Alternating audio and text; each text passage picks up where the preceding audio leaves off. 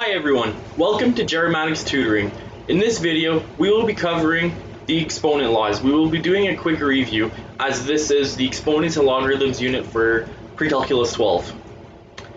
Before I begin, I want to do a quick review and brush up on our vocabulary here, just to make sure that you know what a base is and an exponent is, because these terms will be used frequently throughout this unit.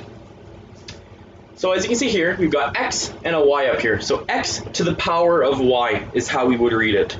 The y over here is our exponent, and the x over here is our base. An easy way to remember it is which one's at the bottom, x, and it's called a base, because the base is at the bottom. That's how I think about it. It's pretty easy to remember it that way. And what does an exponent really mean though? That's important to understand before we go any further. Here, as you can see, y cubed, that's how we read it, y to the power of 3. So generally, if you have a 3 on top, it's read as cubed, and if you have a 2 on top, it's squared. Y squared would be y to the power of 2. What does y cubed even mean? Well, it means y multiplied by itself 3 times. So y, 3 times. See, y multiplied by itself and then multiplied by itself again. That's 3 times. And here we've got another example is 2 to the power of 4. This means 2 multiplied by 2 multiplied by 2 multiplied by 2. So 2 times 2 is 4, times 2 is 8, times 2 is 16. So that's what an exponent is. It's how many times is this number being multiplied by itself over and over again. That's what that means.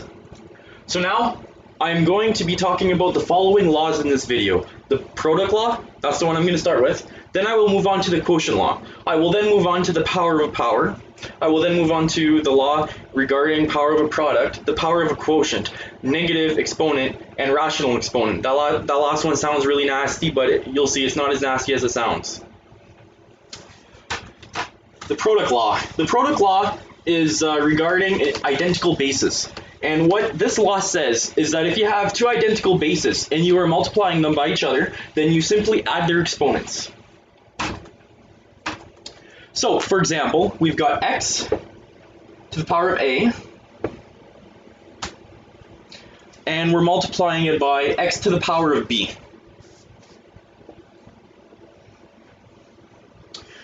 What we do with this is we add our a and b together. So this is equal to x to the power of a plus b. I will show a few examples involving numbers so you can really see what's going on here rather than just all variables. Because personally, I believe that it's easier for a student to understand examples when we involve like more normal numbers rather than thinking about a variable. Because if we look at numbers, then we can connect it back to our variables so we understand more what's going on. So for my first example I will be giving you is I will give you an example of 2 cubed multiplied by 2 squared. So 2 cubed multiplied by 2 squared. So 2 cubed means 2 times 2 times 2, which is 8, and 2 squared is 2 times 2, so that's 4. So since our law over here states that if you've got two identical bases and you're multiplying them by each other, you add the exponent on top of the first one, and you add it to the exponent on top of the second one. So this means we've got 3 and 2 here. What's 3 plus 2? That's 5. So we get 2 to the power of 5. What is 2 to the power of 5? 2 to the power of 5 is 2 times 2, which is 4, times 2, which is 8, times 2, which is 16, times 2 again, which is 32. So this is 32. 32. And another way to think about it is like this. So you've got 2 cubed, we can expand this. What is 2 cubed again? It's 2 times 2 times 2. So we can write this as 2, multiplied by 2 squared. What is 2 squared? Well, 2 times 2, because there's 2 copies of the same base. How many 2's are over here? Well, there's 1, 2, 3, 4, 5. So we've got 5 2's, and they're all being multiplied by each other. So that's the same thing as 2 to the power of 5, because there's 5 copies of 2. So that's what the first law is. That's the product law. So now I'll be moving on to the quotient law. The quotient law states that if you're dividing two identical bases, then you simply subtract the bottom exponent from the top exponent. And this, of course, only works when you've got identical bases. So the law states that if you've got x to the power of a divided by x to the power of b, then it's equal to x to the power of a minus b. So that's what this one states. See, these are identical bases, x and x, and you got x to the a minus b. So you've got a and a b, and you subtract them. That's all you do for this law. That's all this law is saying. So I will give an example involving numbers, so you can really understand a little bit more about what's going on over here. So say we've got 3. We got the number 3, and we're cubing it.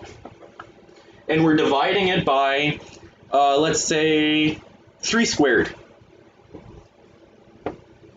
Then using this same law here, well, what's a? Well, 3. And then what's our b? It's 2. So we do 3 minus 2, which is 1. So 3 to the 1, which is 3, right? So 3 to the 3 minus 2, which is equal to 3 to the 1. So that's 3. And there's also another way that we can write this out too. We can also expand our 3 cubed and our 3 squared. So we can do this by, well, how many copies of the 3 are there? Well, there's 3. So 3 is being multiplied by itself 3 times. And we're dividing it by 3 squared. So that's 3 times 3. And we've got, what's 3 times 3 times 3? Well, 3 times 3 is 9, times 3 is 27. So we've got a 27 up here. And we're dividing it by 9, which is 3. And how many copies of 3's do we have up here? 3. And how many copies of 3's do we have down here too? You can even do you can even cancel things out because there's common factors, right? You can even do this, and you're left with 3. That's another way to look at it. So that's the quotient law.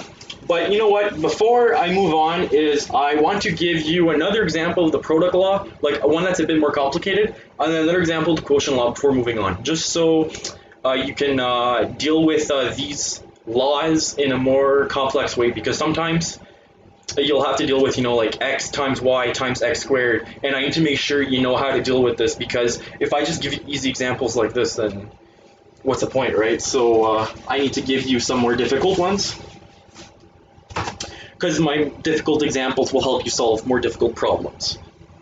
So an example of the product law is I'd like to give you x squared times y cubed times x cubed times y. So how do we deal with this? Well, we look for identical bases. X and x are identical bases. X squared, x cubed.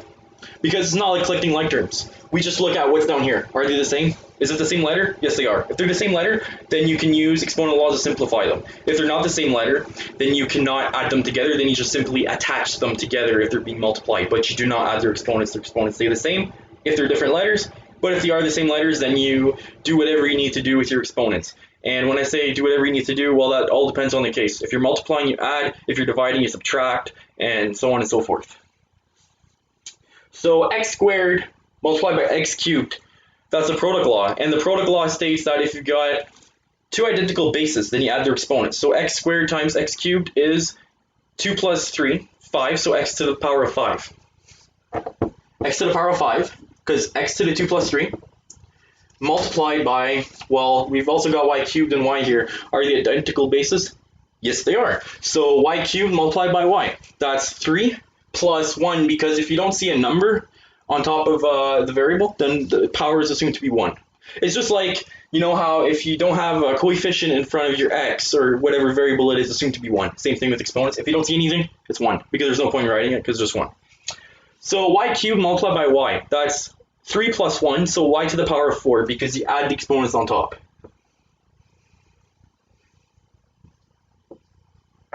So this is equal to x to the power of 5, and then y to the power of 4. So this was a more complicated example. Of course, it's not the most complicated one you will get, but this is a more complicated one than the last one I gave you. And at the end of this video, I will be giving you some more challenging problems that we will work through. So now I will give you an example of a more complicated quotient law problem involving two different bases, and then we need to perform the proper operations and proper exponent laws to simplify it. So in this example, I will be giving you another example with x and y's. So x cubed y to the power 5 divided by x squared y to the power 4. So we look at this and we say, okay, so we've got x, y. Look at the numerator and look at the denominator. Do you see identical bases? Yes, there's x right here and there's x right there. These two are identical bases. And we've got a y and a y. So these two are identical bases.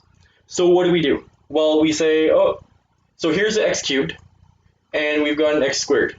When you're simplifying these these fractions involving identical bases, you take your exponent on top and you subtract this number down here on the base and the denominator from this one right here. So it's 3 minus 2 for the x. So to simplify the x, it's x to the power of 3 minus 2.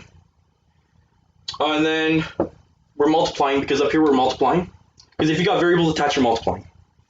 We just attach the variables because it's shorter than always writing multiply, right? So now for our y's, we've got y to the power of 5 divided by y to the power of 4. What's 5 minus 4? That's 1. So we've got multiplied by y to the power of 5 minus 4, which is equal to, what's 3 minus 2? 1. So x to the power of 1, we don't need to write anything on top, because if we don't write anything, it's assumed to be 1. And we've got y. So we simplify it as xy.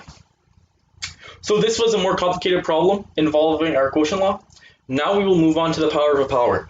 The power of a power states that if you're raising a base to a power and you're raising the power to a power, then you simply multiply the exponents together to get your new exponent. That's what that one states.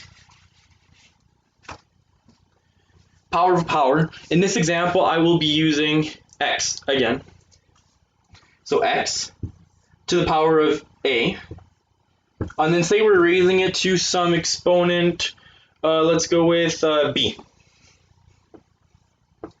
So x to the power of a raised to the b. Well, what do we do with this? This is the one that confuses a lot of students. They see x to the a and then b. What do I do with this? Well, what you do with this is you multiply the a and the b together, and then you've got your new exponent.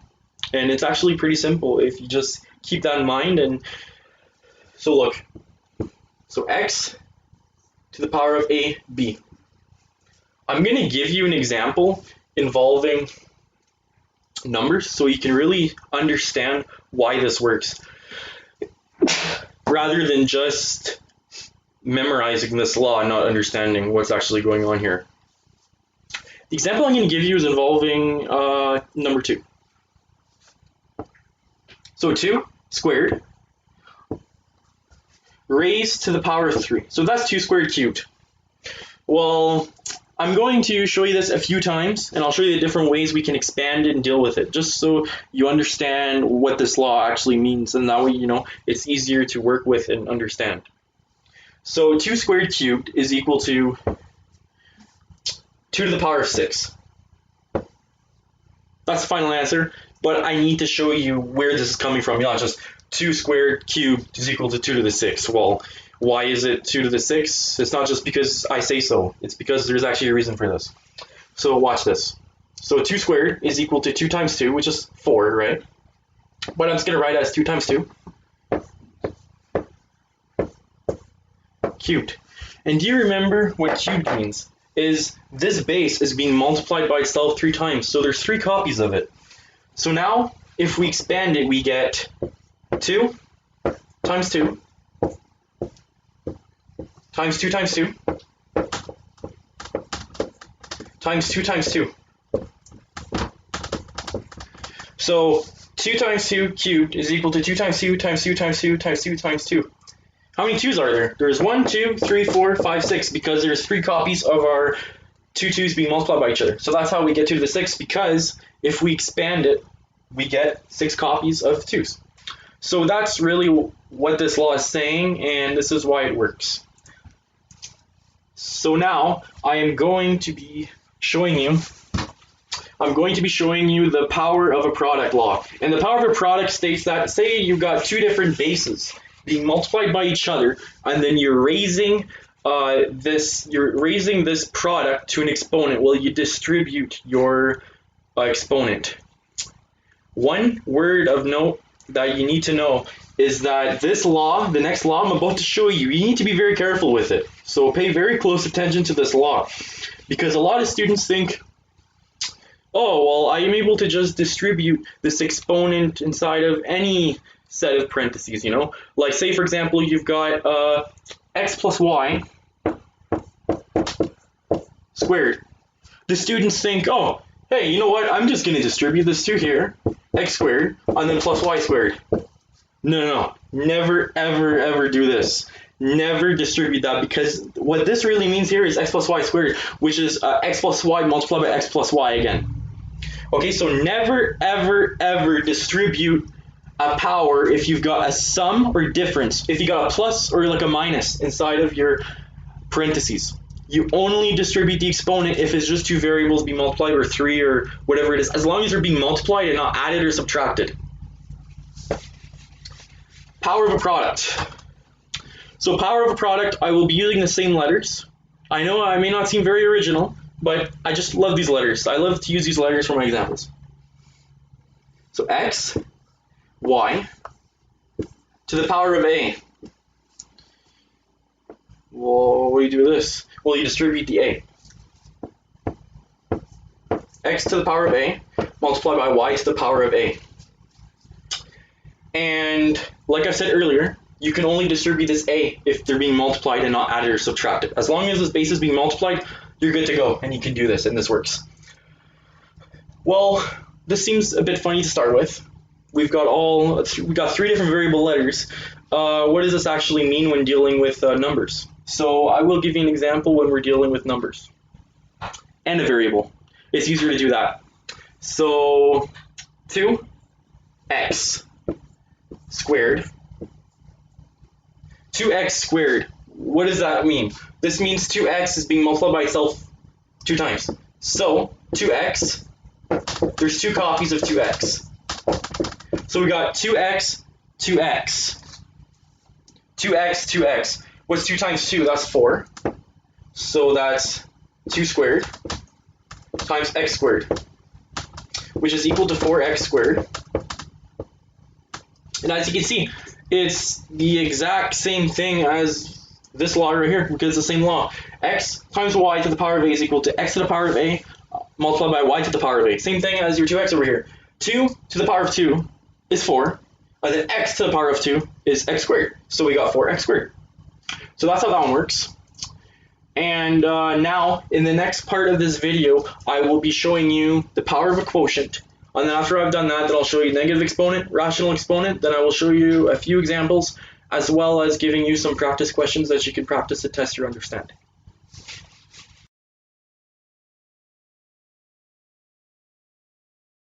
Hey, in this section, I will be covering the 3 remaining laws for this video. So the 3 laws that I'm talking about are power of a quotient, negative exponent, rational exponent. The 2 last ones sound terrible, but they are not so terrible. So if you stick around for the rest of this video, these are the 3 laws that you'll be learning about. So here's the power of a quotient.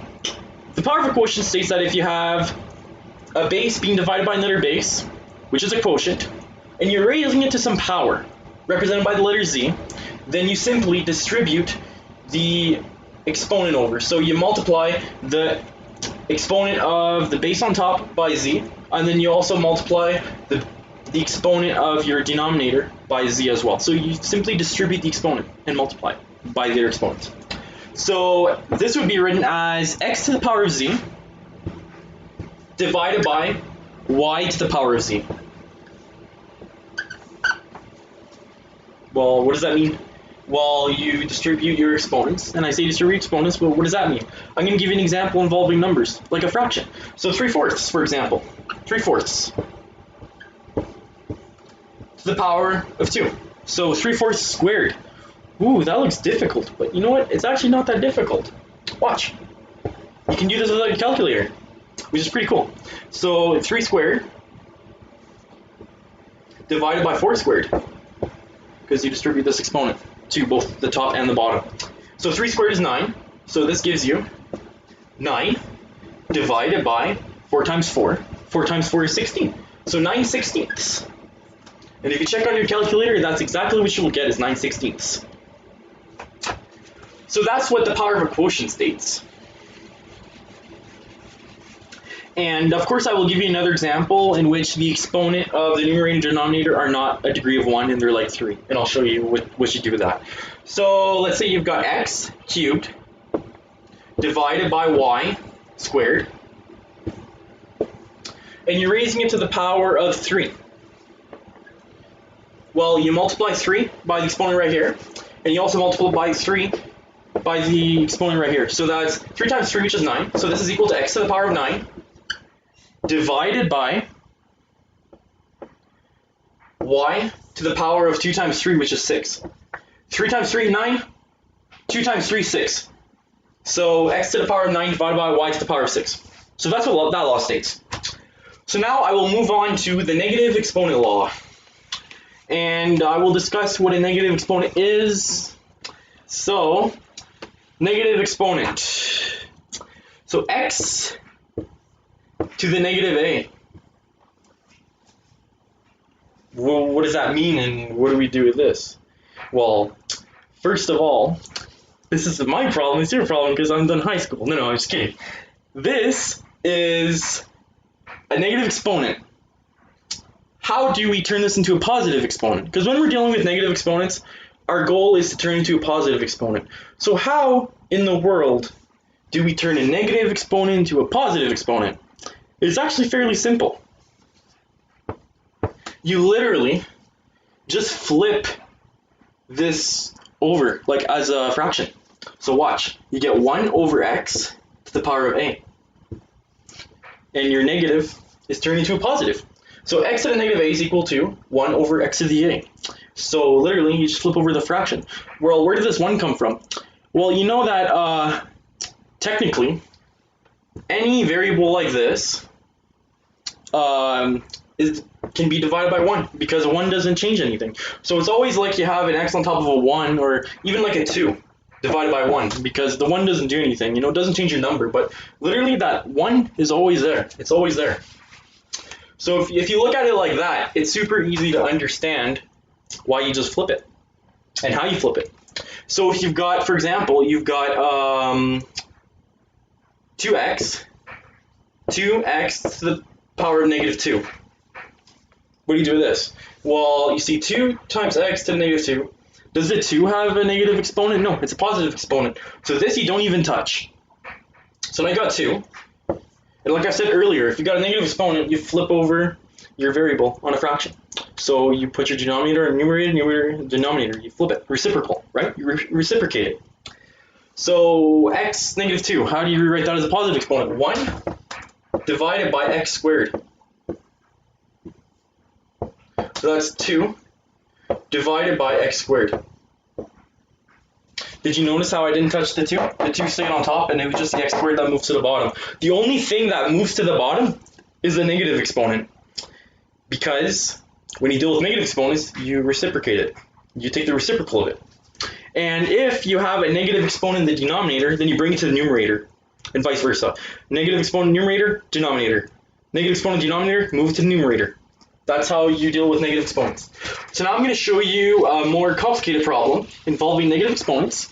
And then once I've done that, then I will move on to the rational exponent. Then after that, we'll go over a few practice questions. So negative exponent law, a more complicated one would be something like this. So x cubed y negative 2 multiplied by z squared divided by x divided by, let's go with w to the negative 3. Okay, to the power of negative 3. This looks pretty difficult, but rather than looking at the entire picture, we'll deal with piece by piece. So we'll take this piece by piece, and we'll deal with each piece accordingly. So x cubed, do we touch that? No, because it's positive. It's already positive, so we leave it as is. Y to the power of negative 2, that is not positive, that's negative. So what do we do that? We bring it to the bottom of this fraction. So we bring it to the denominator. So we'll move this over to the denominator. So y squared. We move to the denominator since it's negative. And we got z squared. Does that stay the same? Yes, it does, because it's positive. What about this w over here? W to the negative 3. That's negative, but it's in the denominator. What do we do with that? Well, we literally move it to the numerator. We do the opposite of what we would do if it was in the numerator. So we move from down here to up here. So now we bring the w on top, and it becomes positive.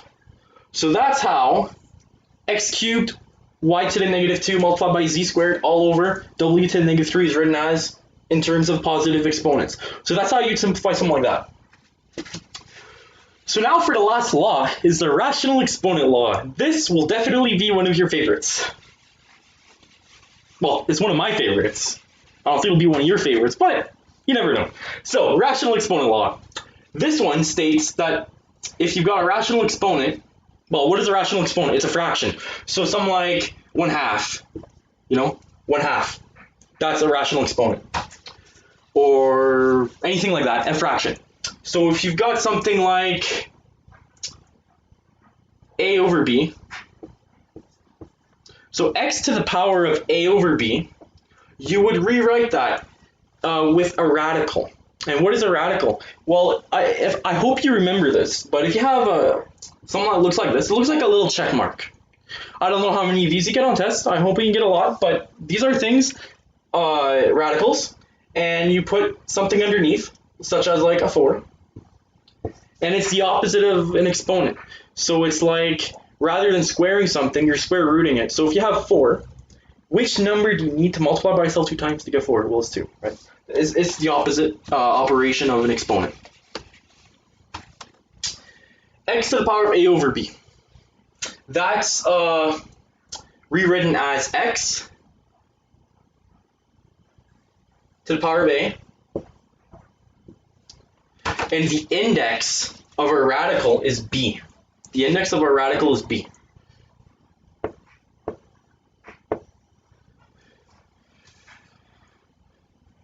So we take the bth root of x to the a.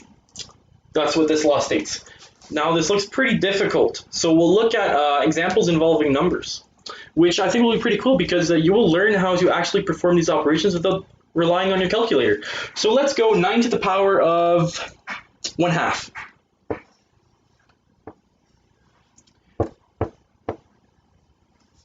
What do you do with this? Do you give up on math? No, you don't give up on math. What you need to do is you need to use this law right here. So 9 to the 1/2 is equal to the square root of 9, because this is our b, 2, so we put a 2 right here, and we've got our 9 and then to the power of 1, and this is rewritten as a square root of 9. And which number do you need to multiply by itself to get 9? Well, 3 times 3. So the square root of 9 is 3, so we get 3. So 9 to the 1/2 is 3. What if they give you a negative rational exponent? That is like the worst thing your teacher could ever give you. This is like being like really bad luck. And if you're bad lucked enough to get that on a test, well, here's what you do. And it's actually not that bad. So look. So x to the negative a over b is equal to 1 all over b root xa. So what do you do over here? Well, you flip it over just like you would with a negative exponent, because it is a negative exponent, and once you bring it to the denominator, it becomes positive, and then after that, you literally simplify, you represent this as a radical rather than a rational exponent. So that's all you do. It's not too bad. So as long as you understand that you don't flip over this exponent right here, okay?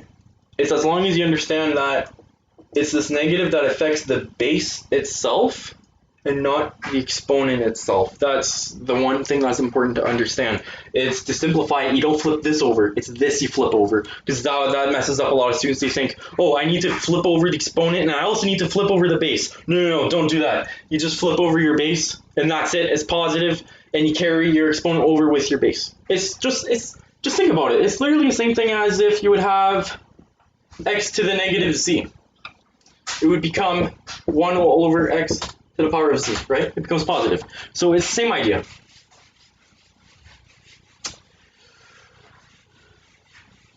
So now I'm going to give you a few more examples of applying all of these laws together to simplify pretty complicated expressions. So let's say we've got v and w squared, and we're cubing that, and we're dividing it by, let's say, w times w cubed. And then we are also raising this to the power of -1.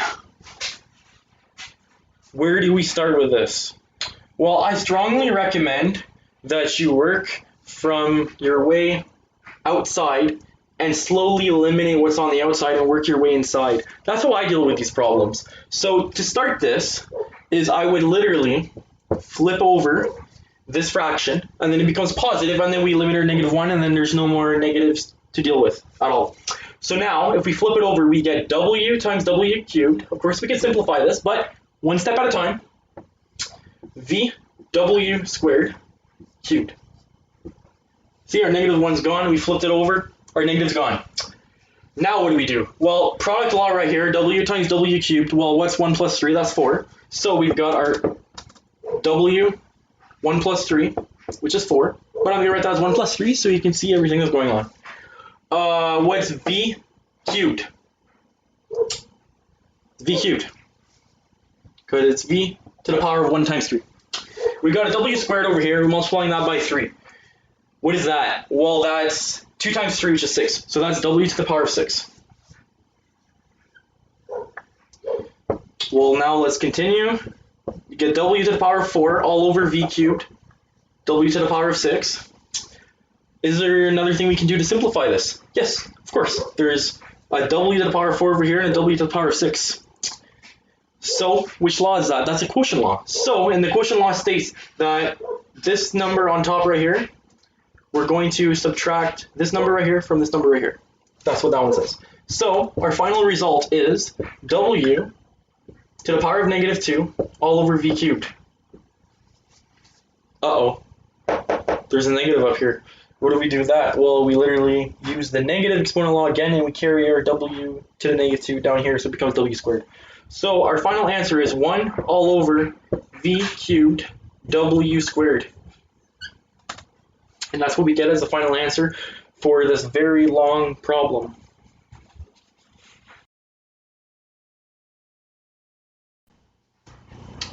So here are the two practice questions that I have given you.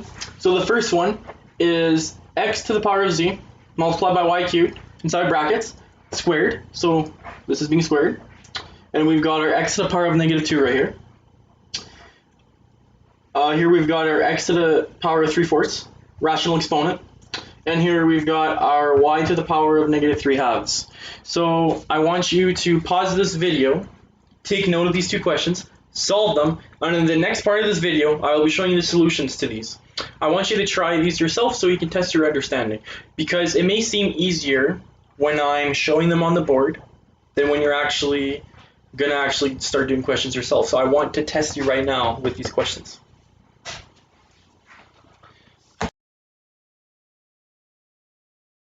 Hi, so here is the solution to question 1. So you can take a look at the board for a few seconds, and then after that I will go over the solution. Okay, Okay, so the first step is to realize that this is a power of a product, because you have a product in here and you're raising it to the exponent, and that there's a negative exponent at the bottom. So that's why I wrote negative exponent right here. So now, what you do is you distribute this exponent to your other exponents inside of the parentheses. So you got 2 times z, and then y to the power of 3 times 2. And then you got x to the negative 2 down here. We'll just keep it that way. And then now we got x to the power of 2z, because 2 times z is 2z. And y, 3 times 2 is 6, so y to the power of 6. And since this was a negative 2, I remember earlier on in the video I was saying whenever you have a negative exponent, you bring it to the numerator if it's in the denominator, and if your negative exponent's in the numerator, then you bring it down to the denominator. So that's why now there's an x squared over here. So these are identical bases. So x to the power of 2z times x squared is x to the power of 2z plus 2, because when you have identical bases and you're multiplying it, you add their exponents. Because we wouldn't multiply 2 by 2 here. No, we add it. We do not multiply, because this is the product rule. And then, so our final result is x to the power of 2z plus 2 multiplied by y to the power of 6. So that was question 1.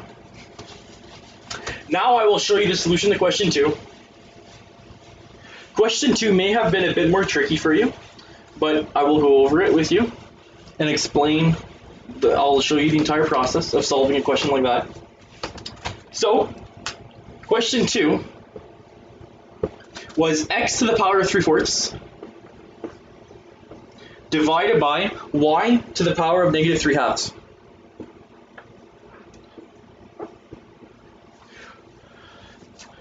So what do we do? Well, the one thing I'm asking you, well, 2 things I'm asking you to do. 1 is write these out as a radical, and 2, write this entire expression without any negative exponents. So to do this, I'll start with the x. X to the 3/4, how do you write that? As I said earlier, it's power over root. So the power that stays on top of the variable is the one on the numerator, and then the number that goes inside of the root, inside of the radical, inside the hook of the radical, is the denominator. So this is written as 4th root x cubed. Power over root. You see that? The numerator always sticks with the variable, and the denominator is what goes inside of this little hook inside of the radical. And we divide that by y to the negative 3/2. Negative. What do we do with that? Well, we move this to the top to become positive. So now it's 4th root x cubed multiplied by y to the positive 3/2. And to convert this to a radical, as I said earlier, it's power over root. So y cubed, and we'll take the square root of that. So we get this as a final result. We get 4th root x cubed multiplied by the square root of y cubed. Of course, we could simplify this further, but we'll just leave it like this for now, because this is all about working with exponent laws. It's not about simplifying your radical to like the most simple extent possible. So thank you for watching my video, and I hope this helped you. If you have any questions, feel free to leave them down in the comments. And if you like my content and would like to stay up to date, then feel free to subscribe.